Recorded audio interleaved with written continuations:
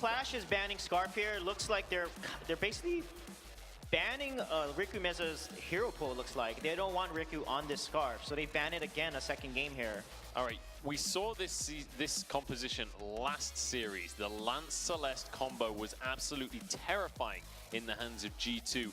Is it this combo specifically, or was that a G2 thing? Are we expecting the same level of power out of these two picks? It's that, we talked about a little bit last series as well, the Lance being able to set up the Celeste so well. If you can just keep someone in one position, allows the core collapse to come through, just locks them down for so long, allows the Celeste to build up a couple of stacks, and they're still stuck in one place, so then the Solar Storm comes through with a few broken mid stacks and just deletes a target. So interesting to see the Kestrel get picked up into this duo, because that was what it was picked generally against, was to counter a Kestrel. CP Kestrel is just really dominant right now in the meta. That's why we see Kestrel being banned or picked in the first phase of the ban draft phase. So with CP Kestrel, to pick a weapon laner, so Vox makes a lot of sense because of the Lance, being able to move around and dodge skill shots from Lance and Celeste. So now they have Crow open, they have Glaive open, they have Grumpjaw open. There's a lot of heroes they can play, or even, honestly, Taka would be great against the CP Kestrel here. If played well, he can dodge the Catherine stun with his Chitin if he times it properly. So let's see if they're going to pull that out, or they're going to go with a Glaive or something different here. Yeah, we'll have to see where they do choose to go with this one. You'd anticipate it being a weapon jungle, and I mean, as you rightly said before, Bacon, there's still the possibility of that Lance being the weapon jungler and going for a different captain. Things like the Grace are still available.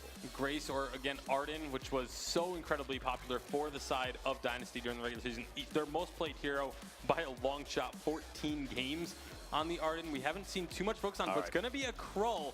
So this is a huge combo. We saw this in actually other tournaments like VIS Pro. There was a lot of teams running similar things with the Lance, Krull, and then just any CP carry. And the key thing is those three stuns, or the three forms of CC being chained together and just locking someone in place. We'll see whether they can get onto the targets, because both Kestrel and Fox can be very slippery targets to try and get onto. Yeah, they can, but if Krull gets his Shadows Empower Me heroic perk onto that hero, they'll be slowed. And then Lance can land his root, then Celeste can land the core collapse, and then that person will probably be dead. So as long as they reflex block properly and avoid this CC, then I think Qlash has a chance, but I really like Dynasty's draft for here.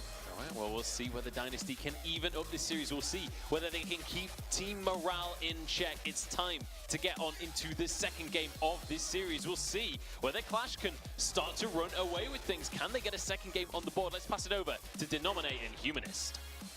Well, thank you very much, Munchables. And that's right, game one was intense. It came down to the last fight, came down to the wire. I'm really excited to see a second Krull here in game two. Denominate, how are you liking these drafts? I really like both these drafts. I'm excited to see the Catherine finally make it through a draft here.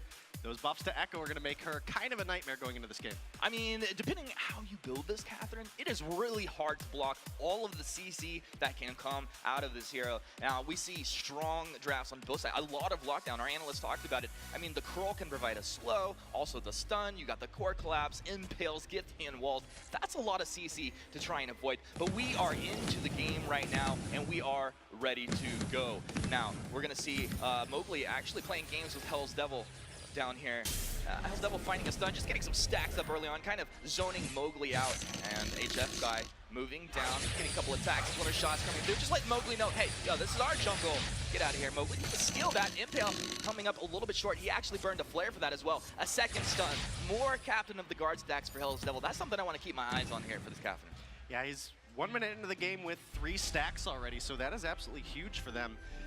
Obviously, Catherine going to be that tanky frontline as the game goes on, but Riku Meza might be able to find an aggressive positioning here. Not quite able to get through. That Krull and Lance combination will be very deadly as the game goes on. But obviously, you know, we discussed the Catherine with the Echo buffs here in this 2.7 patch. That is a 15-second lower cooldown now on that item that was already making Catherine so strong before. I mean, it's so incredibly strong. What's really cool is the fact that, of course, you want to use it on that blast trimmer, but you can get a double stun, right? You can easily just move in, Merciless Pursuit, boom, echo it, and go again. Gonna find another stun. Hell's Devil just doing a good job. Impale will come out of Mowgli. Core collapse as well. Hell's Devil taking a bit of damage, but he's gonna be all right. Maybe popping a fountain there, keeping himself alive. 4 stacks on that passive in 2 minutes. I like that. Yeah, I definitely do, and I think this Fox is really going to be the one to watch as the game goes on. There's another stack for Hell's Devil. Not able to find anything on Tricky, but Vox and Kroll have a very interesting trade back and forth. If Kroll's able to stay onto Vox, if Lance is able to help lock down that Vox in a deadly position for the... hold on, we got Rikumeza down here. Yeah, Rikumeza finding HF guys. He was trying to pour down that left tri-brush there. HF guy will be able to get out. Rikumeza back to his side of the jungle, and no one quite getting caught yet. Yeah, nobody getting caught yet, and Mercilli's actually going to take the opportunity to recall back now, spend some of that gold, does pick up the heavy steal, so perhaps working into the first item breaking point this build, knowing that Kroll's going to be in his face, it's going to give him an opportunity, if he kites well enough, to stack up that breaking point very quickly, and it could turn a fight around. That Kroll loses a lot of that tankiness when Vox starts hitting like a truck. Absolutely. I mean, that's one of the worst feelings in the game when you realize you've gone too far, and he's got too many breaking points. Now Rikumeza moves in. Are going to be rooted up and impaled. He's probably going to get chopped down, and indeed, HF guy goes down. Dynasty striking first blood here. Hell's Devil, he'll move right back up into the lane, but Rikumeza, Mowgli, a fantastic job. Now Tricky taking quite a bit of damage. He'll be forced to use his boots. He gets out of harm's way.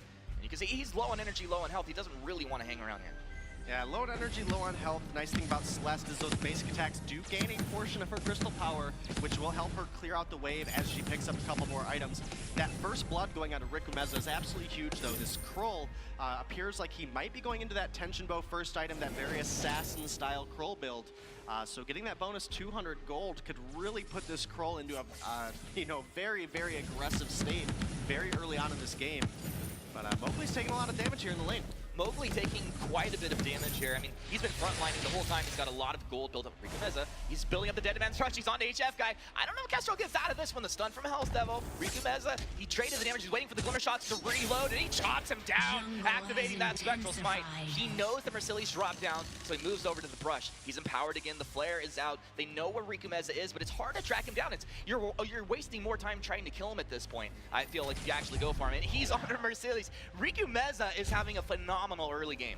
He absolutely is, and once that Kroll in this early game gets latched onto HF guy, if a active camo is not down for Kestrel to retreat into, that is almost always going to result in a kill for Rikumeza.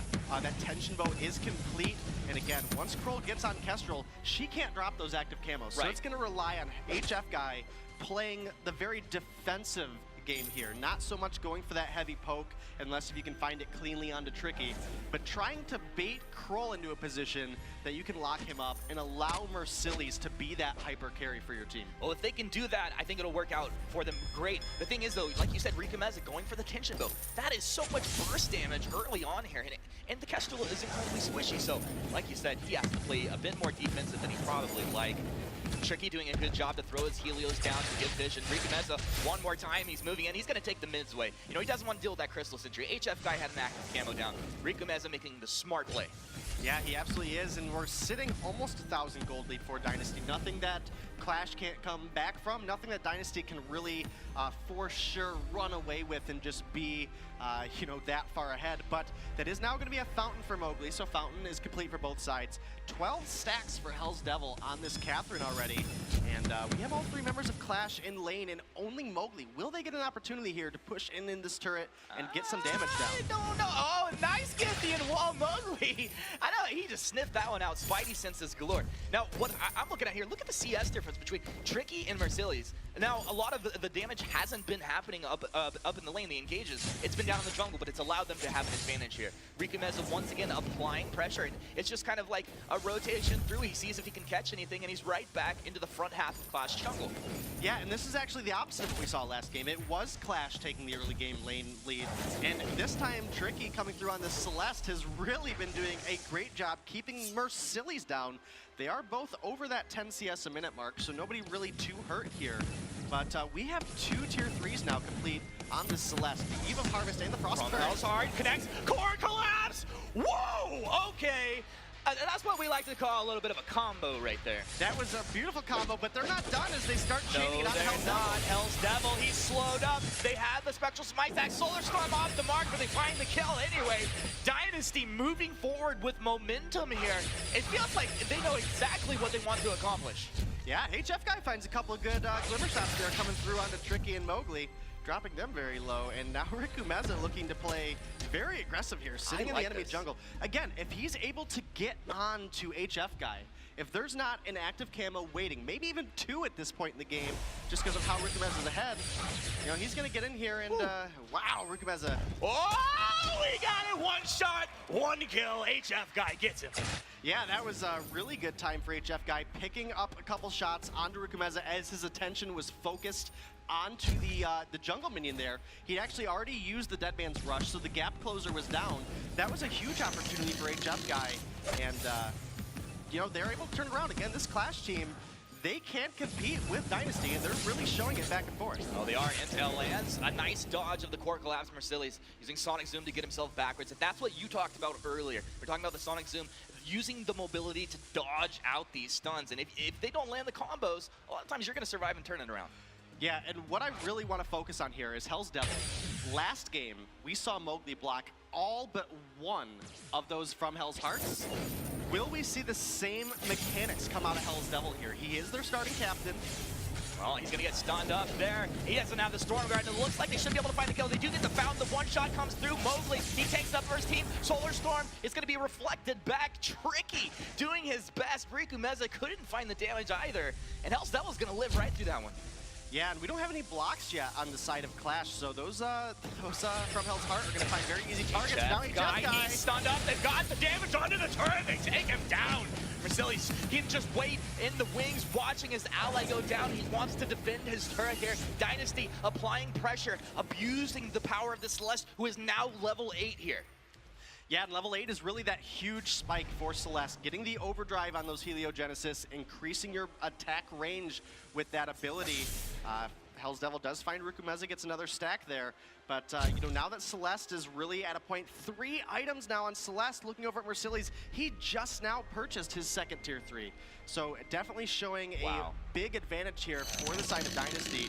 And with that clockwork complete, it is going to be a lot of spam coming out of Tricky, a lot of zoning potential, which is going to make it difficult for HF guy to get an aggressive position. I mean, a lot of spam, but also he's not going to have to move back to base. We saw him low energy, and when he had to move back, maybe Qlash took advantage of that. 1 shot coming through, hitting onto Mowgli there. You can see it's pretty good damage starting to stack up. HF guy, he's up in the lane, active camo is down.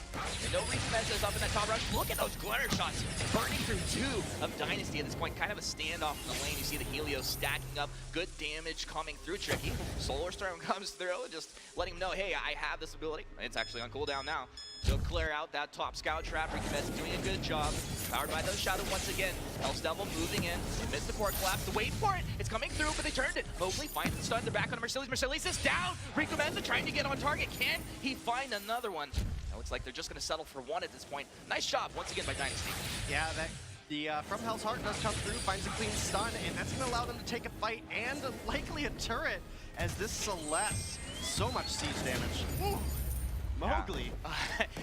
Mowgli is just kind of like a magnet for these 1 shots at this point. I'm not sure how many 3 connecting on him at this point. Rukumeza once again taking the front half of this jungle. Now, I don't know if it's necessarily a playstyle thing or if it's just the fact that, you know, in game 1, Qlash had a Kroll, Dynasty taking the Kroll here. Is that what's giving them the ability to take the front jungle and apply pressure? Well, with the Kroll, it's very interesting because it is, like I was mentioning earlier, it's an interesting shift of meta as we've seen so many, for the past couple patches at least, it's been all weapon heroes in the lane. Crystal aggressive junglers have really been that solid go-to meta. And that's in 2.7, we've really seen that shift quite a bit. These Celestes and Scarfs and Idris are able to come to the lane, and they're really able to be a hyper carry because of just how strong Broken Myth can be on these heroes once it's ramped up, you know, 5, 6, 7, 8 stacks. Ooh, so many stacks. Yeah, can really turn a fight quickly, and Dynasty is looking pretty good right now. Definitely not wanting to give up another game to Qlash after they were so close last game. Oh, you could tell that they thought they had that game. Now Dynasty hanging out. Rukumeza in the top rush. He's powered up. You know that he's going to be looking for a stun here, but he's stunned up from Hell's Heart. Comes out on Mercedes. Can they chop him down? Helio's there. They're able to find the stun in reverse. The impale comes out, found from both sides, keeping them alive. Down to the bottom, Mercedes turns it. Rukumeza trying to stand his ground. Can't even move it. He's silent. Trying to take each other out. Unbelievable fight. They're able to take down HF guy as well. Can Hell's Devil stay alive? Dynasty on the chase. Tricky wants it. He's gonna get him. Double kill, and the ace coming through for Dynasty. Yeah, good fight there coming from Dynasty. A 1-for-1 2-on-1 trade between Mercilli's and Riku Meza, but with Tricky and Mowgli alive, that's going to give them a lot of pushing opportunity with this Ace Wave. They are going to clean out this turret, as they have a 9-2 advantage right now, 5,000 gold lead for Dynasty. And as we get into this replay, obviously Riku Meza here taking this aggressive positioning up top is going to find his way onto Mercilli's with a good stun, does not get blocked, and that's really the key thing here. HF Guy finds a good active camo, but it's just too much with HF Guy. Once he takes that damage, he is just food for the side of Dynasty, and he doesn't have anywhere to go. If you're not fighting around the active camos, the Celeste is not going to win out that trade, and we saw it there. It's, you know, the 1v1 went well for Mercilli's, I guess. You know, he dropped, but he was able to take down Krull, and Tricky was able to clean up the rest of the fight. I mean, it's not the... Oh, active camo's down. Are you going to turn it? Oh, I felt like Tricky was in a dangerous place there. I'm telling you, Denominate. He's moving forward. Another active camo down. Now he's going to go for the shot. 1, 2. Tricky dropping low. That is a lot of damage. Trying to stack up. One shot. Mowgli body blocks it. HF Guy. He's hungry for a kill here. He is, and that was super aggressive and dangerous positioning, but found a lot of damage onto Tricky there and was able to make it out safely. That's really the key thing. The flare was just an inch low out of Mowgli there. The edge of that flare would have caught HF Guy. That would have been a free kill going over to Dynasty. Instead, he gets a lot of damage down, is able to make it out safely. Doesn't find a kill, but doesn't die himself. So not too bad for Qlash right now. I mean, I was about to say, like, how hard it is for him to actually get into a decent position. You know, the Celeste constantly throwing down Helios, making them go supernova. You take that damage, suddenly you're in a tough spot. And then if Riku Meza gets on you, yeah, you're probably going to go down, as you had said before. Dynasty moving forward, flares for both teams. They're not looking to be caught by surprise now. Mowgli usually looking for an impale to start things off. One shot, connecting onto Mowgli once again. About 90% of these one shots hitting this lands here. Tricky doing his best to just clear these waves out, stay back. He doesn't want to be stunned up, does not want to be caught, and at the same time, I think also playing a little bit safe, not knowing exactly where the Kestrel was. Yeah, and as we got a gold mine start up here, it does look like Qlash knows what's going on and is rotating over. Humanist. Yeah, they throw out the from the house hard to wait for it as well. They just blew HF Guy and Mercilli's up. Where did they even go? Hell's Devil, he doesn't have a chance. Dynasty. I mean, it felt like they were playing like with overpowered something there. That was absolutely insane. Well, we've got Tricky now on 4 items, 4 complete offensive items. The good from Hell's Heart come out from Riku Meza. We haven't seen one of those blocked yet. Not a single one. Every time Riku Meza is able to get that stun, it's Tricky getting a supernova down. It's Riku Meza going in with this very aggressive tension bow, poison shift, Krull build.